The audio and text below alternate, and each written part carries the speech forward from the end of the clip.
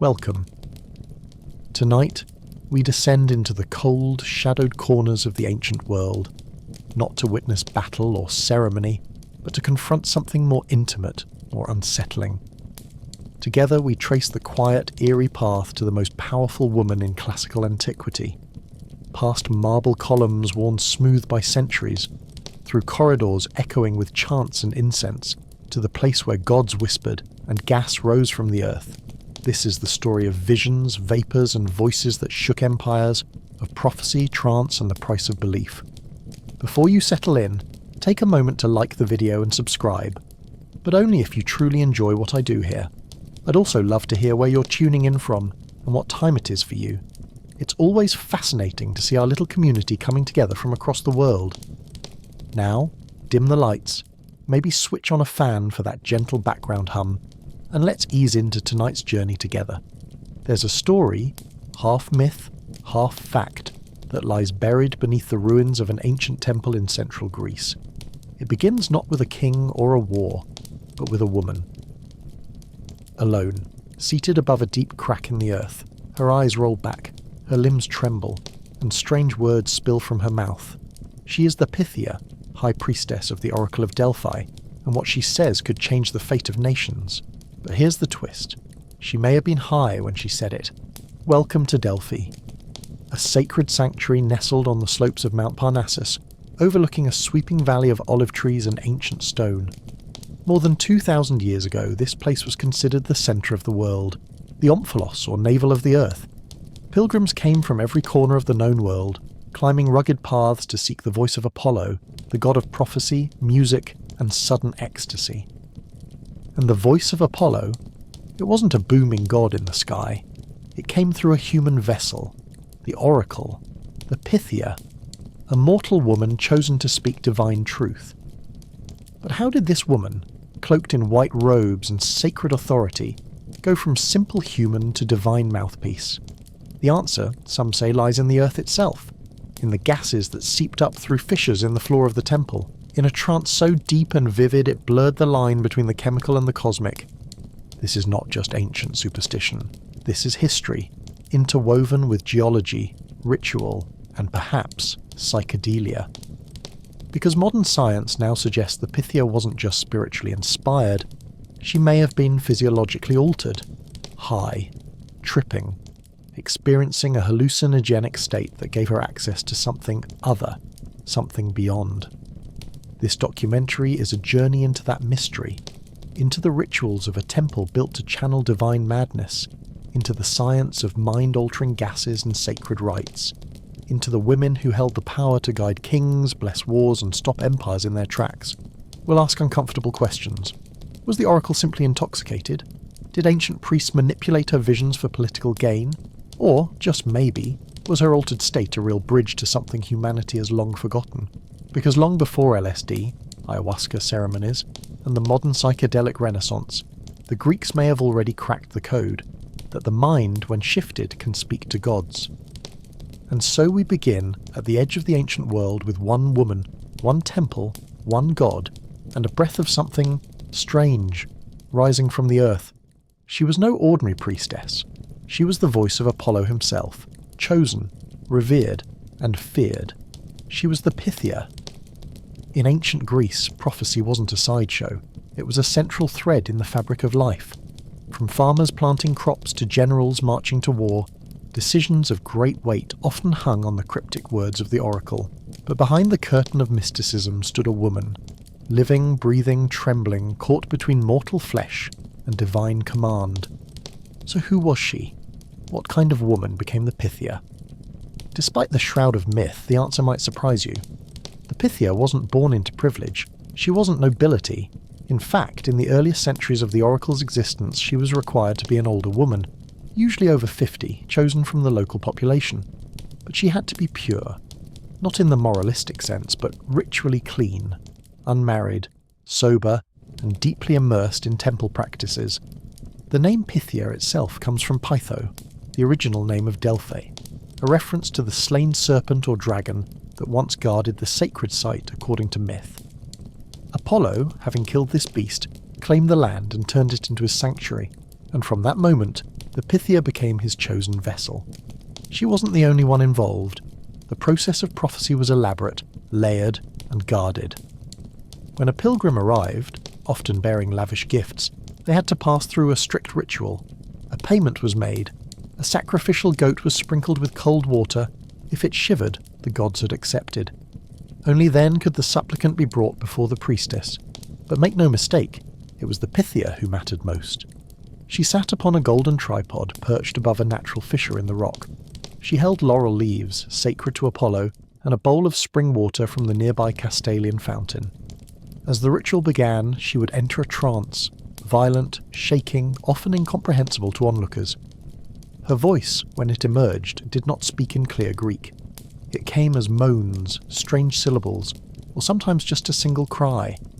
Nearby priests, known as prophetae, would interpret her utterances and present them to the questioner as poetic verse or cryptic counsel. And those answers, they weren't cheap. The power of the oracle was so immense that entire city-states tailored their policies to her advice. She told kings when to go to war, or when to hold back. She warned of dangers, foretold disasters, and sometimes offered riddles so obscure they could be interpreted however one pleased. It was part mysticism, part politics, and entirely powerful. But while we often imagine the Pythia as one woman, the role wasn't static. Over the centuries, many women took on the mantle. Sometimes there were 2 or even 3 Pythias at once, especially during busy festivals like the Delphic Games held every 4 years. Her trance sessions, known as oracular consultations, became not just sacred rituals but massive public events, carefully controlled by male priests and overseers who ensured the words served more than just divine truth. And yet, despite the structure and control, one thing remained at the centre: her altered state. Because what she experienced, whatever it was, couldn't be faked. The violent tremors, the sudden shifts, the otherworldly expressions, ancient witnesses described them in vivid, often fearful detail. The Pythia wasn't acting. She wasn't pretending. Something real was happening in that temple. But what? To understand the oracle, we must understand the god who spoke through her, not just as a figure of mythology, but as a presence that loomed over every stone of the Temple of Delphi. A god of contradictions, a deity of dazzling clarity and dark delirium. Apollo. He was the god of light, of reason, of music, poetry, and civilization. The golden-haired archer who brought harmony to chaos. He played the lyre, healed the sick, and drove the sun across the sky. But that's only half the story, because Apollo was also the god of madness, of plague, of sudden inspiration and devastating prophecy. The same god who illuminated also blinded, who brought order and, with a flick of divine whim, shattered it into pieces. This is why he was the perfect patron of Delphi, a place where opposites met: earth and sky, life and death, sanity and vision. The Greeks understood this duality well. They didn't sanitize their gods. Their divinities weren't benevolent father figures. They were raw forces of nature. You didn't worship Apollo to be protected from madness. You worshipped him because he controlled it. You gave him space in your city, your temple, your mind, hoping to channel his power just enough, without being destroyed by it. Nowhere was this more evident than in his title at Delphi, Apollo Pythios, Apollo the Slayer. He had defeated the serpent, Pytho, whose body rotted beneath the temple. But that victory wasn't just myth. It was symbolic. In slaying the primal chthonic beast of the earth, Apollo took control of prophecy. He claimed the underworld's whispers for the gods of Olympus. Yet even in victory, the serpent wasn't truly gone. That ancient energy, dark, primal, ecstatic, still rose from the depths. The gas, the trance, the trembling. These were not the signs of calm reason. They were the symptoms of divine possession. And Apollo, more than any god, embraced that paradox. He was the god who spoke through the Delphic maxim, "Know thyself." But self-knowledge, to the Greeks, wasn't just about intellect. It was about recognizing your limits, understanding that the divine realm, while powerful, was not meant to be grasped fully by mortal minds. That truth, in its purest form, could drive you mad. That's what the Pythia embodied. She wasn't delivering neat answers, she was channeling divine chaos, and the people trusted her because they trusted Apollo, not as a protector, but as a force they could neither predict nor ignore. In Delphi, Apollo didn't just give prophecies, he gave paradoxes. Take this famous example. When King Croesus of Lydia asked the oracle if he should attack the Persian Empire, she replied, "If you cross the river, a great empire will fall."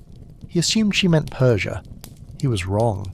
The empire that fell was his own. That's Apollo, that's Delphi. A god of riddles, inspiration, and elegant traps. A god who offered the truth, but never gently. And through the Pythia, he wielded that truth like a weapon. So the question becomes, what was it like to be filled with this god? To tremble with his power surging through your veins? To sit on a tripod, breathing the breath of the earth and feel the line between your thoughts and his vanish? What was the Temple of Apollo at Delphi really?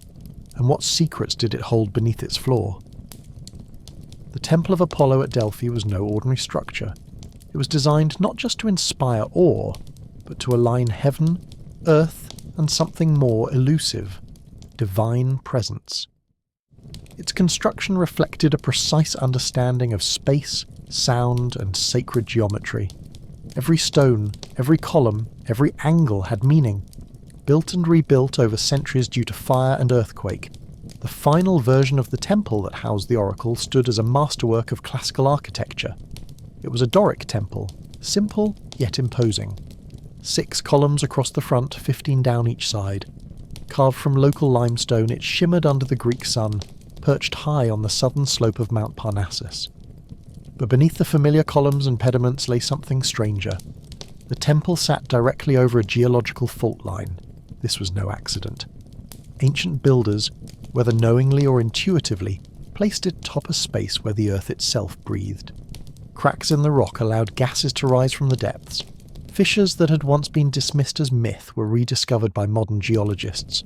Real, physical fractures that emitted trace compounds capable of altering consciousness. This was the chamber the Pythia entered. It wasn't open to the public. It was sunken, secret, and sacred. Known as the Aditon, meaning not to be entered, it was a small subterranean room beneath the main floor. There she would mount the golden tripod, grasp laurel leaves, and begin her descent into divine possession. The space was designed for transformation. It was dark, enclosed, cut off from outside air and light. The acoustics created echoes and reverberations that enhanced the surreal atmosphere. The smells of burnt laurel, incense, and possibly natural gas filled the air. Temple attendants and priests waited just outside, listening, recording, interpreting. The energy of the place wasn't just psychological, it was environmental. The temple's orientation faced east, toward the rising sun. The layout mirrored the movement of celestial bodies. It drew on Pythagorean principles, ratios and harmonies said to reflect the music of the cosmos. To step inside the Temple of Apollo wasn't simply to visit a holy place. It was to enter a machine built for divine experience. And yet this sacred technology also had a human layer. At its heart was performance. The Pythia's possession wasn't casual. It followed a sequence of rites: purification, fasting, bathing in the Castalian spring, chewing laurel leaves. Each act prepared her body and mind for what was to come. What followed in the Aditon was not spontaneous chaos, but structured ecstasy. This choreography of the sacred worked because the temple framed it perfectly. The mystery, the silence, the hiddenness. It all funneled attention toward a single moment, the utterance. The moment when the Pythia opened her mouth and the voice of Apollo poured out. And what of the others? The priests, the visitors, the kings and commoners who made the long pilgrimage to hear that voice. They stood above, outside the sacred chamber, often only hearing the interpretation of her words, not the wild, raw voice itself. It was a system of translation as much as prophecy. But the source of it all, the chasm, the gas, the trance that lay beneath their feet, invisible, mysterious, and always just beyond reach. The temple itself became a metaphor. Above, order, columns, sunlight. Below, chaos, darkness, divine madness. And between them, the oracle. In that tension, the Greeks saw truth, not as clarity but as a dance between opposites, not as answers but as revelation. For centuries, scholars dismissed the idea of the Pythia inhaling vapours as little more than myth. Ancient writers had spoken of a sweet-smelling gas rising from a chasm in the earth, sending the oracle into convulsions and divine speech. But by the Enlightenment, such accounts were seen as poetic exaggeration, products of imagination, not evidence. That view held until the late 20th century, when science caught up with myth. In the 1990s, a team of researchers, including geologist Jella de Boer and archaeologist John Hale, conducted a fresh investigation of the temple's ruins. What they found shook the foundations of classical scholarship. There was a fault line beneath the Temple of Apollo, in fact two, the Delphi Fault and the Kerner Fault. Where these intersect, small earthquakes had fractured the limestone, allowing underground gases to escape. And within those rocks lay bituminous limestone, rich with hydrocarbons, materials that, under certain conditions, release ethylene gas.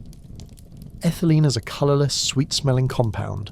In low doses, it can cause euphoria, disorientation, and out-of-body sensations. In higher concentrations, it becomes a powerful anaesthetic. It matched the ancient descriptions almost perfectly. Plutarch, a priest of Apollo and one-time director of the temple, had written of the divine pneuma, a vapour that the oracle inhaled before giving prophecy. He described her sudden emotional shifts, her trembling body, her altered voice. And now, 2,000 years later, scientists had found the geological mechanism that could produce such an effect.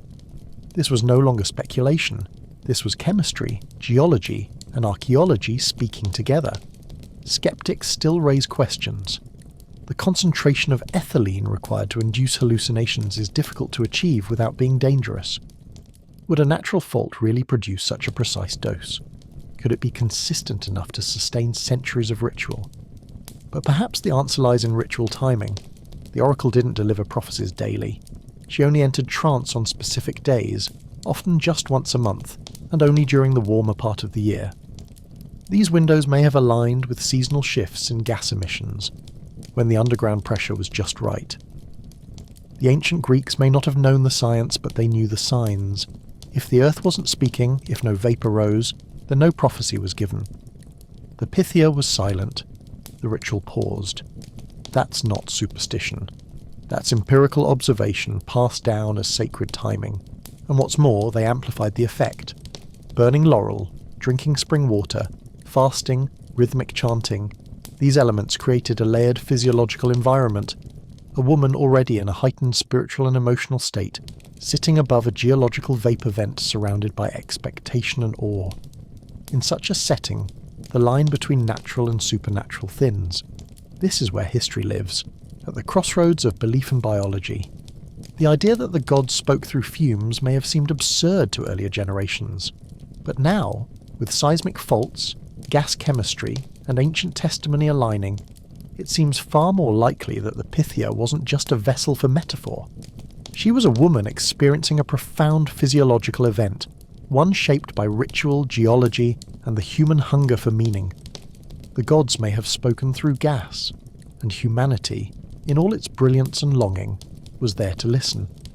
Science often rewrites myth, but sometimes it confirms it, unexpectedly, precisely, and almost poetically.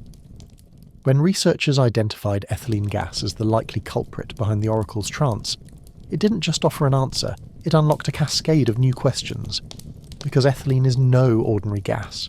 It affects the human nervous system in rare and remarkable ways, and in small, sustained doses, it can produce states that are, to the untrained observer, indistinguishable from divine possession. Medical records show that ethylene was once used as an anaesthetic in modern hospitals. Inhaled in low concentrations, it induces a dreamlike calm. Patients often report feeling detached from their bodies. Some experience visual hallucinations. Time distorts, sound warps, emotions heighten. A person under ethylene's influence might weep, laugh, or speak in strange voices, without memory of having done so. These effects match almost exactly the ancient descriptions of the Pythia's trance. She would shake, moan, cry out. Her body slackened, her pupils dilated. She often collapsed after the session, drained, disoriented, and dazed. What was once considered divine frenzy now looked strikingly like the symptoms of a gas-induced altered state. And yet this wasn't simple intoxication. The Pythia's trance was not random. It was ritualized, controlled, and carefully orchestrated. She didn't walk into the Aditon and start hallucinating by accident. She fasted, she prayed, she bathed in icy spring water, she chewed laurel. She was accompanied by attendants who monitored her body and breath. Every element of the ritual was structured to prime the mind and perhaps the respiratory system for the altered state to come. This wasn't just about the gas, it was about set and setting, a concept rediscovered by modern psychedelic researchers. The mindset of the individual and the environment in which they undergo the experience deeply shape what unfolds. In this way, the Oracle wasn't just breathing ethylene, she was entering a carefully crafted psychological space, backed by centuries of belief and cultural power. Recent neuroscience has taken this even further. Functional brain scans of people in deep meditative or trance states, whether through drugs, prayer, or intense concentration, reveal fascinating shifts. The default mode network, the part of the brain associated with ego and self-awareness, becomes quiet. Meanwhile, regions responsible for memory, emotion, and imagination flare to life. People in these states report feelings of connection to something larger, loss of self, a sense of receiving knowledge rather than generating it. The Oracle's behaviour, her speech, her movements, her post-trance exhaustion, mirrors these findings. In short, the Pythia wasn't merely acting, she was undergoing a measurable transformation of consciousness. And if the Greeks observed this with awe, modern science now approaches it with reverence of a different kind. The idea that the human mind can be altered, expanded and pierced by vision is no longer a fringe belief. It's studied in labs, it's part of cutting-edge therapy, it's helping patients heal from trauma, depression and anxiety. But the Greeks were there first, with their temple, their tripod, their sacred fumes, and their unshakable conviction that truth lies just beyond the edge of ordinary awareness. They believed the gods spoke through altered states, and now science suggests they were closer to the mark than we ever imagined. What exactly did the Pythia experience as she inhaled those sacred vapours? Were her visions simply chemical side effects, random firings of a brain under the influence, or was there something more? This question, hallucination or revelation, haunts not just the story of Delphi but the human experience at large. It's the line between madness and mysticism, between neurology and the numinous. From the outside, the Pythia appeared overtaken. Her body swayed, her voice shifted. She uttered strange syllables, sometimes incomprehensible, sometimes shockingly precise. And yet, her words held power. They were not dismissed as delusions, they were canonized as prophecy. The Greeks didn't see hallucinations as flaws of the brain. They saw them as evidence of contact, a sign that something beyond the human, divine, chthonic or ancestral, was reaching through the veil. Modern science labels these phenomena under clinical terms: hallucinations, dissociation, altered states of consciousness. But across cultures and centuries they've been called by other names: visions, spirit journeys, revelations. So what if both are true? What if the Pythia's brain was chemically altered, but that alteration opened a door? When a person enters an altered state, whether through entheogens, fasting, rhythmic music or meditation, they don't just see nonsense. They often report patterns, symbols, encounters, insights that feel alien yet meaningful. Shamans across the Amazon, Siberia and Africa have echoed this for millennia. So have mystics in Christian, Islamic, Hindu and Buddhist traditions. In trance, people speak languages they never learned. They describe scenes with striking emotional clarity. They solve problems they couldn't untangle in waking thought. To the modern mind, this might seem like neural noise, but to those who undergo it, the experience often carries a truth deeper than logic. The Pythia didn't believe she was hallucinating, nor did those who listened to her. Her trance was not a breakdown, it was a breakthrough, a structured, sacred moment where the boundaries between mortal and divine blurred. And crucially, she was not alone in this belief.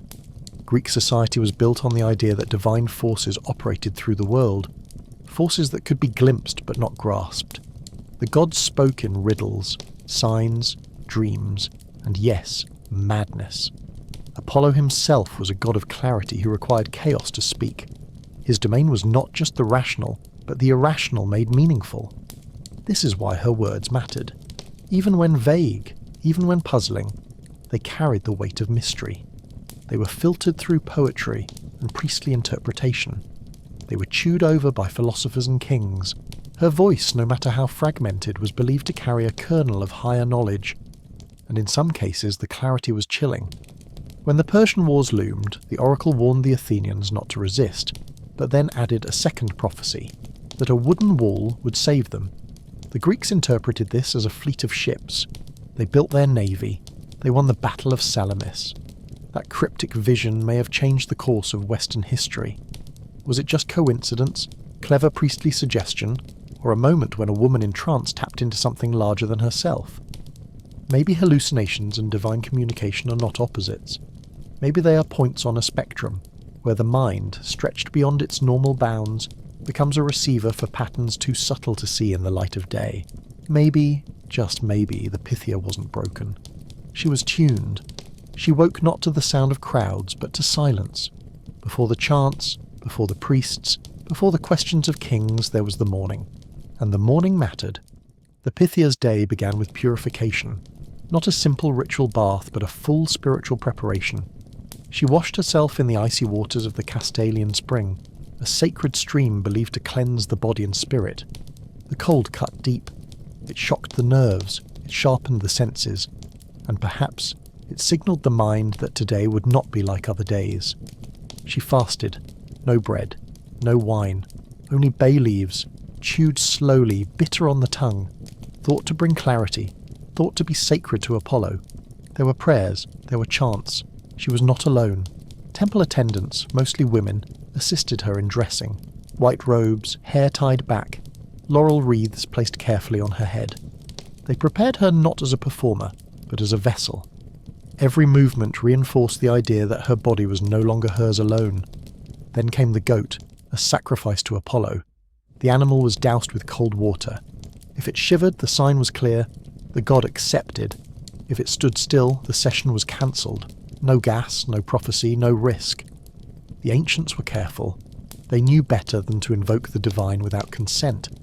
But when the signs aligned, when the day was right, the omens clear, and the god willing, she stepped into the adyton. This was the inner sanctum, dark, small, cut deep into the stone beneath the temple's floor. Here, the air changed. The scent of laurel smoke mingled with the subterranean breath of the earth. She sat on the golden tripod, legs suspended over the fissure, and she breathed. No crowds were allowed, only priests, only stillness. Then it began. No alarm sounded, no hand was raised, but the shift was unmistakable. Her breathing slowed, then quickened. Her body tensed, then loosened. The room tilted, stretched, darkened. Something in her changed. Witnesses described trembling, eyes wide and blank. Sometimes she shrieked. Sometimes she whispered. Her voice could deepen, crack, rise into eerie tones. Words came, disjointed, poetic, riddled. She did not answer questions directly. She channeled. She unleashed. The priests stood nearby, listening closely. They were not passive. They interpreted, crafted, shaped her utterances into verse. Not because they doubted her, but because her words, in raw form, were often too strange for the average listener to absorb. And then it ended. Sometimes she collapsed. Sometimes she wept. Always she was exhausted. She had given herself up, surrendered her identity to the god, and now returned to her body like a diver breaking the surface. She was taken away, tended to, allowed to rest in quiet chambers. She did not celebrate. She did not smile. The work was not joyous. It was sacred, and it carried weight. Her words would be copied, carved into stone, carried across seas and deserts to inform decisions of war, peace, love, and legacy. A single utterance could crown a king or doom a city, and she, the Pythia, would return to silence. Until the next time. Until the next quake of the earth, the next ripple in the air, the next moment when the veil between worlds thinned. This was not just a performance. This was a life wrapped in ritual, shadowed by awe, and pulsing with something deeper than reason. She was not a priestess in the modern sense. She was a living oracle, not always understood, not always safe, but always listened to. The transformation of the Pythia was not instant. It wasn't as simple as sitting on a tripod and waiting for inspiration. It was a carefully choreographed passage from human to conduit. From the ordinary to the divine, ritual for the ancient Greeks wasn't just symbolic, it was functional. It altered reality. It shaped the inner world to receive the outer mystery. And every element of the oracle's preparation was a step on this invisible staircase toward possession. The day began with cleansing, and not just physical. The Castalian spring, cold and clear, was more than water. It was a boundary. Washing in its stream marked the passage from one state of being to another. Pilgrims also bathed there. So did the priests. The spring sang with ancient echoes. To touch it was to announce, I'm no longer just myself. From there, the Pythia entered fasting. This was not starvation. It was spiritual narrowing.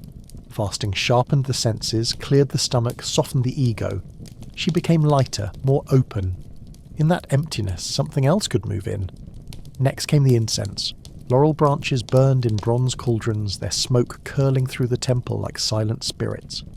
Laurel, sacred to Apollo, was no arbitrary choice. The scent was said to purify the space, to lull the mind into openness. The Pythia often chewed laurel leaves as well, bitter, aromatic, possibly containing mild psychoactive compounds. Not enough to cause visions, but enough to trigger taste and memory to set the body trembling with association. There was music too, the soft strumming of the lyre, the rise and fall of hymns sung in ancient tones. The temple was not silent, it hummed.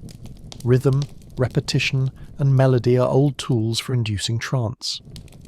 Long before the science of brainwaves, the Greeks understood how sound could pull the mind away from the surface world. She was dressed in white, the colour of purification. She wore a wreath upon her head, not a crown of power, but a circle of surrender. Her garments marked her as sacred, not because she was above others, but because she had become open to something beyond them. Then, the sacrifice. A goat, chosen carefully, bathed in water. If it trembled, the ritual moved forward. If not, the day ended. This wasn't superstition. It was a way to read the state of the world. The trembling of the goat was seen as a mirror of divine readiness. Even the gods had moods. All this before a single word was spoken, before the gas, before the trembling. The rituals weren't background, they were the gateway. What modern minds might call setting the stage, the ancients called techne, a sacred art, a practiced skill. Possession didn't just happen. It was invited through beauty, rhythm, purification and reverence. To the Greeks, this wasn't theatre. It was transformation. The Pythia didn't act. She became. And the rituals made that possible. Even today, in different corners of the world, these same steps persist. Fasting, chanting, incense, rhythm, symbolic dress. From ayahuasca ceremonies in the Amazon to Tibetan trance rituals, the method changes, but the intention is the same, to cross the threshold to prepare the self for something larger. And so the oracle was never alone. Her breath, her body, her words, yes, they were the centerpiece. But around her stood a network of ancient wisdom, a structure of belief and practice that allowed her to fall into the unknown safely and return, if she could. Because once the vapours rose, once the tripod trembled and her voice began to change, there was no turning back. She was the most powerful woman in the ancient world. Yet she lived under rules that shaped her body, her desires, and her choices with invisible chains. The Pythia, for all her divine authority, was bound by one absolute law, celibacy. At first, this wasn't so. Early oracles, according to ancient sources, were young virgins, girls said to be pure and untouched, chosen for their innocence. But that practice changed. One story tells of a young oracle who was abducted and violated by a visitor to Delphi. After that, the priesthood decreed that only women over 50 would serve, women considered beyond sexual desirability, beyond distraction, beyond the reach of men's appetites. They still dressed as maidens in white robes and laurel crowns, but their lives were meant to be set apart. No lovers, no husbands, no children. Their bodies belonged not to a man, not even to themselves, but to Apollo. This was more than a symbolic renunciation. It was structural. Sex was seen as a conduit for earthly desire. something that could confuse, pollute, or interfere with the clarity needed to channel the divine. A woman's body, once touched by another, was thought to be influenced by that connection. The oracle needed to be untethered, free of bonds, open to the god alone. And so, celibacy became a form of sacred isolation. The Pythia didn't live in luxury. Her quarters were sparse. She was revered in public but solitary in private. Her voice was powerful, but her life was quiet. She emerged only for ritual. She withdrew once it ended. Was this empowering or imprisoning? It's a question with no easy answer. In one sense, the Pythia wielded immense influence. She shaped empires, advised generals, held the ear of kings. Her words were recorded, preserved, quoted for centuries. No woman in the Greek world had more authority. But that authority came at a price. She gave up autonomy. She gave up intimacy. Her body became a temple, and like all temples, it was watched, protected, and controlled. And yet the Greeks believed her sacrifice made her more powerful, not less. By stepping away from the world's desires, she gained access to something the world could not see. Her celibacy was not about shame. It was about focus, a narrowing of the senses so that one channel, the divine, could come through clearly. Even so, tension always lingered at the edge. Stories circulated of oracles breaking the rules, of temptations, of secrets, of passion breaking through the cracks of piety. These tales weren't celebrated. They were warnings. Once touched by earthly desire, it was believed the oracle lost her connection to the god. But we must ask, did this belief come from Apollo, or from the men who served him? Delphi was not just a sacred site, it was a power structure. The Pythia may have spoken for the god, but her life was shaped by priests, by rules, by systems built to control sacred femininity. Her celibacy, while framed as holy, also ensured compliance. It ensured she belonged to no one but the temple. Still, within those confines she moved with fire. Her voice shattered armies. Her visions echoed across continents. Her presence turned stone and smoke into sentences that guided civilization. She may have lived without touch, but her words touched the world.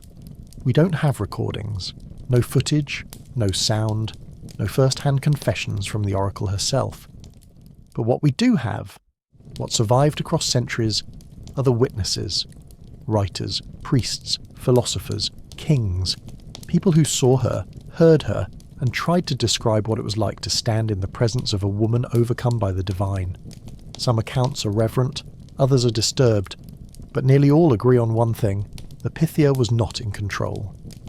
Plutarch, a priest of Apollo and one of the few ancient authors with direct experience of the temple, described the oracle's body trembling, her voice strange, her breath rapid. He said the god seizes the soul and shakes it. Her eyes would sometimes roll back. She would speak in disjointed phrases.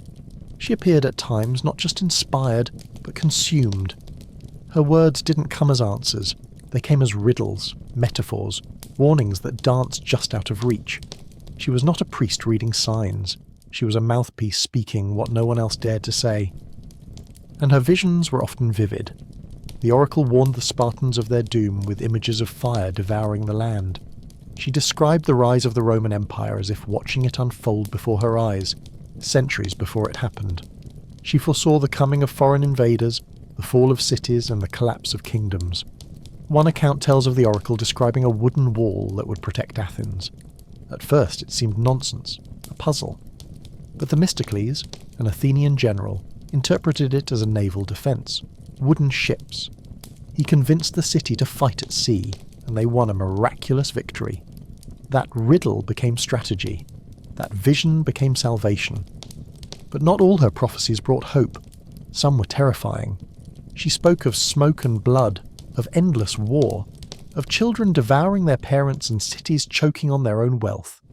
She warned Croesus, the king of Lydia, that attacking Persia would destroy a great empire.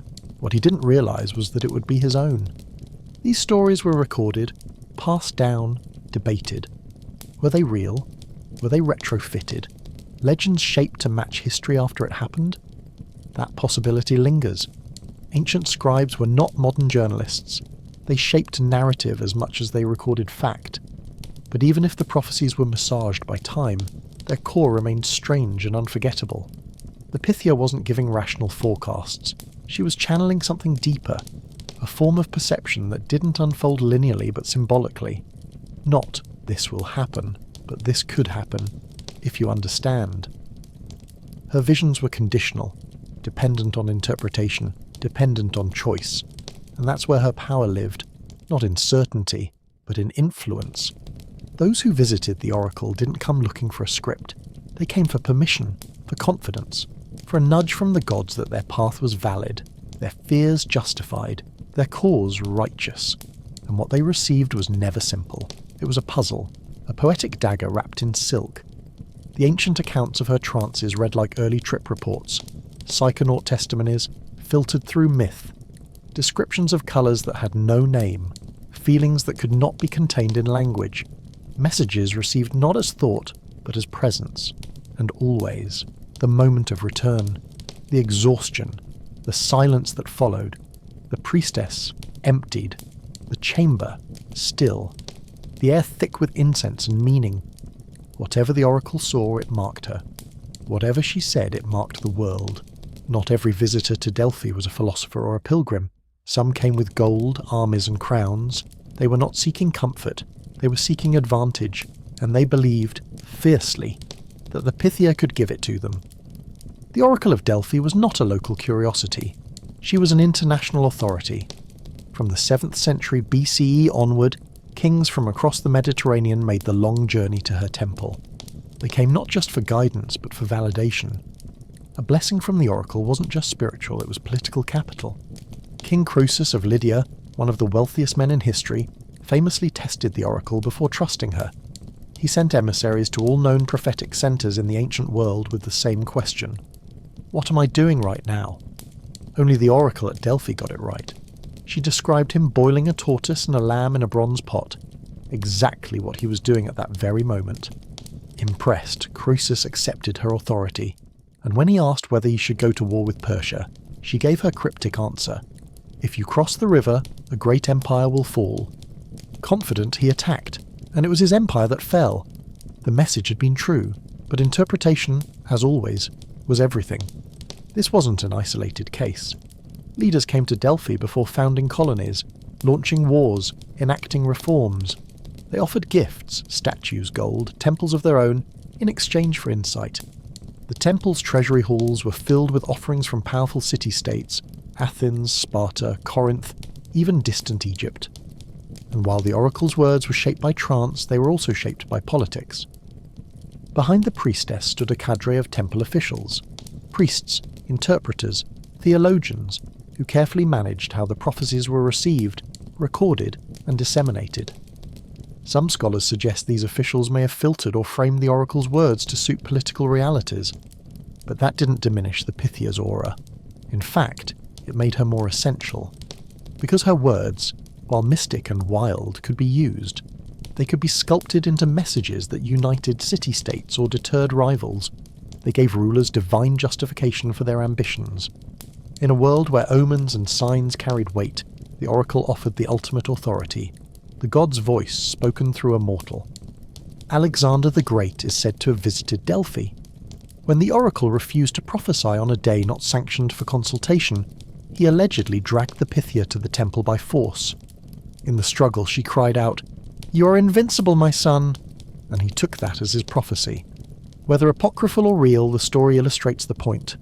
Rulers came not to be questioned, but to be confirmed. And the oracle, despite her trance, despite her isolation, stood at the heart of it all. Her chamber was small, her voice was strange, but her words echoed through palaces and battlefields. A whisper in Delphi could move armies on the other side of the world. This was not prophecy as entertainment, it was prophecy as infrastructure, part of the political machine of the ancient world, a divine advisory board that lent sacred weight to ambition. And yet, despite all the power, the Pythia remained nameless in history. Her voice known, but her face forgotten. Her body held up as sacred, but herself erased. Still, rulers bent the knee to her words. Still, gold piled at her temple gates. Still, kingdoms turned on the hinge of her riddles. She was not just a priestess.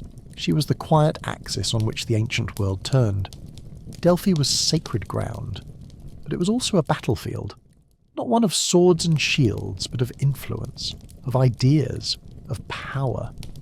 Because prophecy, when wielded carefully, could cut deeper than any blade. The words of the oracle carried more than spiritual weight. They could shift reality. A single utterance, however vague, could tilt alliances, crown kings, or cast shadows over rivals. And those who controlled access to the oracle knew it. The Pythia may have entered trance, but the temple was no free-for-all. Consultations were tightly regulated. Cities and individuals paid fees for the right to ask questions. There was a line, literal and political. The wealthy moved to the front. The influential received priority. The timing of a prophecy could be as important as the prophecy itself. Behind the oracle stood a structure, the Amphictyonic League, a religious and political council that governed Delphi and its sacred precinct. Ostensibly neutral, the League often served the interests of dominant Greek powers, especially Athens. Through it, policies could be nudged, messages sharpened, a prophecy could be delayed, or strategically ambiguous, depending on who was listening. It's no coincidence that during periods of war, the oracle's messages often aligned with the interests of the most powerful Greek city-states. When Themistocles needed divine backing to confront the Persian invasion, the oracle first advised surrender.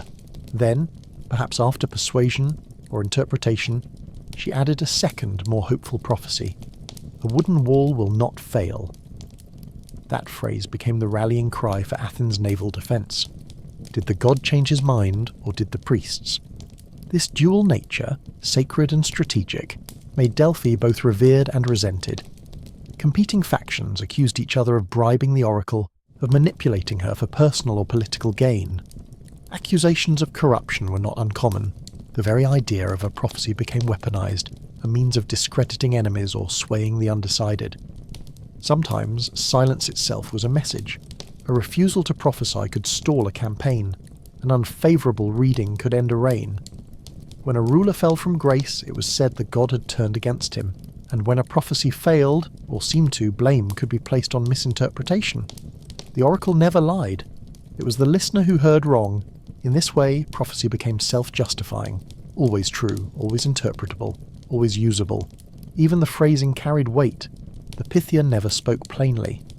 Her words came in riddles, metaphors, poetic fragments. This wasn't accident, it was strategy.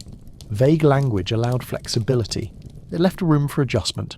It let those in power shape the meaning to fit their needs. This style echoed Apollo's nature. He was not a god of blunt truths. He was a god of measured ambiguity, of warning cloaked in elegance. His messages, like his music, were complex. The beauty lay in their mystery. But mystery is dangerous. It can be used, twisted, weaponized. And so, behind every cryptic utterance lay the hands of interpreters, priests who decided how the Pythia's words would be shared, kings and generals who shaped her riddles into rallying cries, city-states that used her voice to elevate themselves and undermine their rivals. In a world where gods were believed to walk among men, having one on your side was the ultimate political move. And Delphi was the place you got that endorsement. This doesn't diminish the Pythia's trance. It doesn't negate the sacredness of her role. But it reminds us that even the most divine moments are vulnerable to human hands. Prophecy, in the ancient world, was a form of soft power. And like all power, it was sought, shaped, and sometimes weaponized. Delphi was a place of spirit, but it was also a place of gold. Behind the smoke and ritual, behind the trembling oracle and the hush of sacred space, there pulsed a quieter truth. Money moved through the temple like breath through lungs, and the divine, however ethereal, was not free. Visitors came from across the ancient world, farmers, generals, kings. Each carried offerings, some simple, others extravagant, grain, goats, wine, coin, and for the powerful gleaming treasure, statues cast in bronze, columns of marble, golden tripods, even entire buildings constructed as votive gifts. These were not acts of pure devotion, they were transactions. A consultation with the oracle required payment, not a fee in the modern sense, but a gift, a sacred exchange. To speak with the god, one had to give something of value. The more valuable the gift, the more likely it was that your query would rise in priority. There was no pretension of equality here. Delphi was a hierarchy, and wealth carved your place in it. The result was a temple complex unlike any other. Not just a sanctuary, but a treasury. Literally. Dozens of treasury buildings, each belonging to a different city-state, lined the sacred way leading up to the temple. These small, ornate structures held offerings of war spoils, diplomatic gifts, and lavish dedications meant to display power through piety. The Athenian treasury, still standing in ruins today, once gleamed with gilded reliefs and delicate carvings, its wealth proclaiming the city's military triumphs and divine favour. Sparta, Thebes, Corinth, they all competed to outshine one another with monuments and metal, trying to win not just Apollo's favour but the admiration of the crowds. In this way, religion became reputation. A city that gave generously to Delphi signalled stability, success and strength. It was spiritual branding, and it worked. Temple officials, those who guarded the oracle's access, understood this economy well. They maintained records, coordinated offerings, and managed the constant flow of resources. The temple was not a passive recipient of gifts. It was an institution, with storage rooms, inventories, accounts. It held one of the most sophisticated financial operations in the ancient world. And the wealth stayed. Delphi grew rich. Its officials wielded influence not just in sacred matters, but in civic ones. They loaned money to cities, brokered alliances, and advised on economic policy. The oracle's words might float in mystery, but the gold was counted, stacked, and locked away. Even the Pythia herself, though not paid in the modern sense, was sustained by this system. Her lodging, clothing, food, all provided by the temple. She lived simply, but securely in the heart of a machine that turned visions into currency.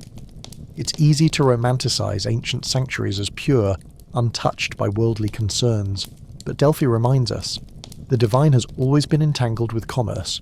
Where people seek meaning, they also bring value. Where there is mystery, there is market. Yet unlike the cold exchange of modern economies, the economics of Delphi was cloaked in reverence. Gifts were not simply payments, they were tributes. To give was to honour the gods, to participate in something larger than yourself. The more you gave, the closer you stood to the sacred. Still, at the end of the day, this was a system, an institution, a delicate balance of vision, belief, and very real wealth. The oracle may have spoken from beyond, but her words echoed in a world grounded in stone, silver, and gold. No voice echoes forever, even one that claimed to speak for a god. For nearly 1,000 years, the Oracle of Delphi held her place, at the centre of power, prophecy, and the ancient imagination. But empires change, beliefs shift, and what was once sacred becomes silence. The decline of the oracle was not sudden. It began as a slow erosion, cultural, political, and spiritual. By the late Hellenistic period, skepticism had begun to creep into the minds of the educated elite. Philosophers like Cicero admired the oracle's legacy but questioned her reliability. Some whispered of manipulation, of stagecraft, of priests whispering through walls. The world was growing more rational, or at least more cynical. And then Rome came. At first, the Romans embraced the oracle. Emperors like Nero and Hadrian visited Delphi, offering gifts and seeking guidance. The temple adapted, its rituals translated into Latin, its messages aligned with new imperial structures. But as Rome grew, Delphi's influence waned. Power was centralized. Prophecy became less essential to governance. The gods of Olympus began to feel old. And then came the most powerful shift of all, Christianity. As the Christian faith spread through the empire, it brought with it a new understanding of divinity. One God, one truth, one book. The idea that a woman could inhale vapours and speak for a god began to seem not sacred but blasphemous, pagan, dangerous. Church fathers condemned the oracle as demonic. They called her visions the work of false spirits, her trances signs of possession, not revelation. Where the ancients had seen her as a bridge to the divine, the Christians saw her as a relic of superstition, a threat to the new order of faith, and the political world followed suit. In the 4th century CE, the Roman Emperor Theodosius I issued a decree banning pagan practices. Temples were shuttered, statues defaced, sacred fires extinguished. The oracle, once the voice of empires, was silenced by law. There is no record of her final words, no ceremony, no farewell, just silence spreading through stone halls, once alive with chants and riddles. The temple fell into disuse. Earthquakes cracked its foundations. Its treasures were looted. Its name, once spoken with reverence, faded into memory. But the story doesn't end there. Even as the site decayed, the myth persisted. Medieval chroniclers hinted at a woman who once spoke for gods. Renaissance scholars dug into the ruins, fascinated by the whispers of lost wisdom, and in modern times archaeologists uncovered the stones, the fault lines, the echoes of gas and ritual, and began to piece it together. The oracle was gone, but her shadow remained. A reminder that every age thinks itself final, that every truth, no matter how divine, must one day stand trial before the beliefs that follow. And yet there's a strange irony. The Christians silenced her but preserved her name. The skeptics dismissed her but studied her methods. The empire buried her but left behind the clues. Her voice was extinguished, but her silence still speaks. Though the Oracle of Apollo is the most famous, she was part of a much larger, older and more universal phenomenon. Across continents and centuries, human beings have turned to altered states for answers. They've sought guidance not just from gods, but from dreams, from visions, from voices that came when the world was still and the mind had slipped its leash. In the dense forests of Siberia, the shamans of the Evenki people consumed Amanita muscaria, a hallucinogenic mushroom known for its red cap and white spots. Under its influence, they spoke to spirits, healed the sick, and journeyed across invisible landscapes. They entered trances, shaking, chanting, crying out, like the Pythia surrendering to something beyond comprehension. In the high Andes, the Inca priests used coca leaves to enhance ritual and focus. In the Amazon, ayahuasca ceremonies brought visions of animals, ancestors, and divine intelligences. In Central America, the Maya and Aztecs employed psychoactive plants like psilocybin mushrooms and morning glory seeds to open portals between worlds. In the far north, Norse vulvas, female seers, entered trance through chanting and rhythmic movement, believed to channel Odin himself. In Celtic lands, druidic diviners used dream incubation, and perhaps even plant mixtures to foresee events and read omens in nature. Their rituals were secretive, sacred, and often feared. And in India, the soma, a mysterious, likely psychoactive substance praised in the ancient Rig Veda, was consumed in religious rites meant to connect the worshipper with the divine essence. These were not coincidences. Across geography and belief systems, humans discovered the same truth, that the mind, when shifted, could perceive more than the eye. That ritual, rhythm, plant, or smoke could peel back the surface of reality and reveal something deeper, stranger, and often wiser. What united these practices was not just the use of substances, but the framework that surrounded them. There was always ritual, always preparation, always a guide or a structure to make sense of what was seen. Trance was never taken lightly. It was sacred work, and like the oracle, these figures were often women, female shamans, priestesses, diviners. They occupied a liminal space between the human and the divine, the physical and the spiritual, the community and the unknown. Their gender often linked them with fertility, intuition and mystery. Their role gave them power, but also isolation, revered and feared, needed and restrained. What sets Delphi apart is its scale, its institutionalization. The oracle was not a tribal shaman. She was a state-sponsored visionary. But the roots of her practice were deeply human and deeply shared. When the Pythia sat upon her tripod, trembling and gasping, she wasn't doing something new. She was part of an ancient lineage, a global web of wisdom seekers who knew that truth is sometimes hidden behind the veil of waking thought. And today, as modern researchers explore the therapeutic and spiritual potentials of psychedelics, they are rediscovering what these ancient figures always knew, that the mind is not a locked room, it is a gateway, and for those brave enough to cross that threshold, there is sometimes something waiting on the other side. Not just hallucination, but insight, pattern, meaning, a voice, a vision, a riddle, perhaps even a god. For centuries the world turned away from altered states. What was once sacred became scandalous. What had been divine was labelled delusion. Trance, vision, and ecstasy were cast into the shadows, first by religion, then by science, and finally by law. But now, in quiet labs and hushed therapy rooms, something old is returning. Something the Oracle of Delphi might recognize. We are living in a psychedelic renaissance. Substances once relegated to the underground, psilocybin, LSD, DMT, MDMA, are being re-evaluated not as dangerous drugs, but as tools. Tools for healing, tools for understanding the self, and sometimes tools for touching something that feels like the sacred. Modern science has stepped carefully into this space. Universities like Johns Hopkins, Imperial College London, and others have launched rigorous studies.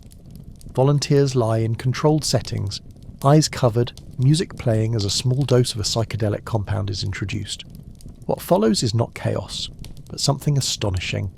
Subjects describe vivid imagery, encounters with geometric forms, ancestors, beings of light, feelings of deep emotional release, profound love, or contact with something they can only describe as divine. Many say the experience was among the most meaningful of their lives, comparable to the birth of a child or the death of a loved one. Neurologically, these states are measurable. Brain scans show a quieting of the default mode network, the system that governs ego and self-reference. At the same time, activity increases across regions responsible for sensory perception, memory, and emotion. The brain becomes less filtered, more fluid. Patterns emerge that are normally drowned out by rational thought. What the Pythia experienced 2,000 years ago, in gas-filled temples beneath golden tripods, is now being studied with EEGs and fMRIs. And the results are eerily familiar. The trembling, the visions, the sense of surrender, the loss of self and the arrival of something else. Even the ritual framework is making a return. Modern psychedelic therapy doesn't simply hand out pills, it creates set and setting, preparation, intention, guidance, integration. Just like the Oracle's purification rituals, chants and controlled environment, today's protocols recognize that the mind must be held as it opens. And across cultures, a new language is forming, one that bridges neuroscience, psychology and spirituality. One that asks not just what happens in the brain, but what does it mean? Is the vision real? Is the message true? Are we unlocking deeper parts of ourselves, or are we, as the ancients believed, touching the divine? The question remains open. But perhaps that's the point. Science doesn't yet claim to explain why these experiences feel so profound, but it confirms that they are not fantasy. They are consistent, transformative, healing. People suffering from PTSD, depression and end-of-life anxiety have found relief not through daily medication, but through a single, guided psychedelic session. A moment of vision, a window into something larger than pain. The Oracle's trance, once dismissed as madness, now echoes in clinical success stories. Her gas-filled chamber, once myth, now mirrors a brain under psilocybin. Her sacred madness, once feared, now inspires a reawakening. Not a return to superstition, but a recovery of something deeper. That there is wisdom beyond words, that altered states can be tools, that the edge of reason may not be a cliff, but a door. And like the Pythia, we are learning once again to sit with the unknown, to breathe, to listen, to ask our questions, and hope that something answers. It's the question that lingers after the trance fades, after the visions dim. Was it the god, or the gas? Did the Pythia truly channel Apollo, or was she reacting to a complex interplay of geology, chemistry, and belief? Was her voice sacred, or synaptic? In the age of brain scans and biochemical models, it's tempting to draw a clean line between spiritual and chemical, to say the divine was a trick of the mind, a side effect, a mirage. But the truth is more complicated, more human, because even if the gas came from the earth, even if the visions emerged from altered neurotransmitters, the meaning they carried came from somewhere else. The Pythia didn't breathe vapours in a vacuum. She was immersed in a world that prepared her to receive those visions as messages. She was supported by ritual, by myth, by communal belief. She was trained to surrender and to trust what arrived. That context matters. It's what turns a hallucination into a prophecy, what transforms noise into meaning. Modern neuroscience can explain the mechanism, but it struggles with the message. A psychedelic experience may be mapped in brain activity, but its impact, its lasting emotional or spiritual weight, often lies beyond the reach of measurement. So where exactly do the gods end and the drugs begin? Maybe they don't. Maybe they were never separate to begin with. Across time, humans have used the natural world to open doors within themselves. Plants, smoke, rhythm, breath, light. They've knelt in temples and danced around fires. They've fasted, prayed, inhaled, consumed. And again they've reported the same thing, contact. Not with a particular god or spirit, but with a force that feels vast, intelligent and real. The ancients didn't see a contradiction. To them, the god was in the gas. The vision was the voice. The line between biology and theology was porous, fluid, alive. It's only in modernity that we've tried to dissect experience into separate parts. Chemical here, spiritual there. But lived experience resists such boundaries. If a vision brings healing, if a message realigns a life, if a trance reveals a truth previously unseen, does it matter where it came from? To the Pythia, it didn't. She didn't question whether Apollo was in her lungs or her mind. She simply listened. She simply spoke. And for those who heard her, what mattered was not the cause, but the resonance, the riddle that rang true, the mystery that aligned with fate, the feeling that, even for a moment, the divine had broken through. So perhaps the more honest question is not where the gods end, but why they speak through these means. Why vision so often rides in on the back of altered perception. Why truth hides in metaphor, symbol, ecstasy. Maybe the mind is built not just to think, but to open. And maybe, under the right conditions, in the right place, with the right preparation, something else emerges. Not in opposition to science, but alongside it. Not in place of belief, but in service to it. Not in spite of chemicals, but through them. And so the gods, if they exist, may live not above us, but within. And the tools we use to find them, ritual, rhythm, plants and breath, may simply be ways of remembering what we've always known. That the sacred isn't a place, it's a state, and we've been visiting it, in temples and in trances, for a very long time. We look back at the ancients with fascination, sometimes awe, sometimes skepticism.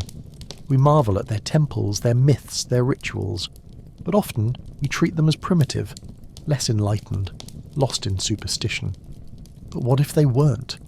What if the oracle wasn't a relic of ignorance, but a masterwork of understanding? What if her trance was not madness, not error, but design, a deliberate, cultivated state through which insight emerged? And what if, in dismissing her, we've forgotten something essential? The ancients didn't separate body and spirit. They didn't separate mind from cosmos. They lived in a world where the divine spoke in every crack of thunder, every curling vine, every breath of mist rising from the earth. They listened differently. They believed differently. But belief alone wasn't their only tool. They had practice, structure, craft. They didn't stumble into ecstasy. They engineered it, through architecture, through timing, through ritual precision. The oracle's vision was not accidental. It was the result of thousands of years of cultural refinement, a technology of transcendence. And it worked. Not because every prophecy was right, but because the experience meant something. It created space for contemplation. It forced decisions. It inspired action. It connected people to a world beyond themselves, even if that world existed only in the folds of the mind.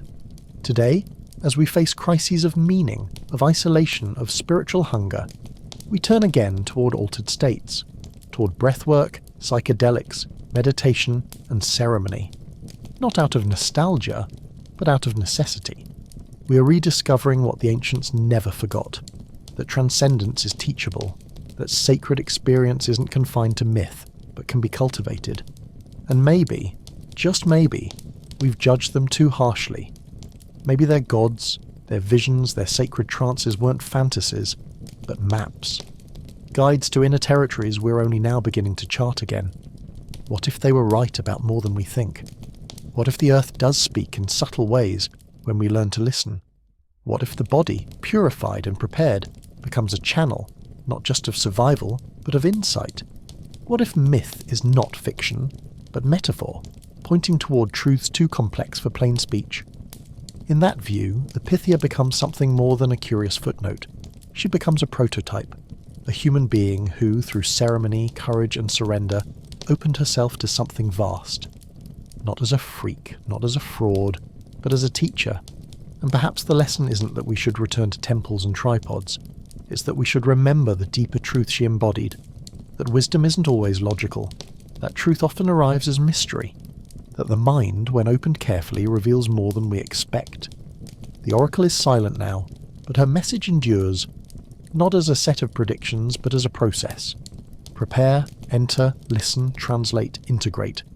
That's not superstition, that's a model, and perhaps, in learning from her, not worshipping her but understanding her, we can reclaim something we've lost, not to escape the modern world, but to face it more fully, more connected, more aware, more whole. She's gone, the temple is rubble, the tripod rusted away, the sacred spring runs quietly, with no priestess to bathe in its waters.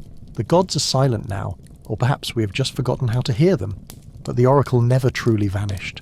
She lives on, not in incense or marble, but in metaphor, in art, in psychology, in every moment we seek truth in altered states.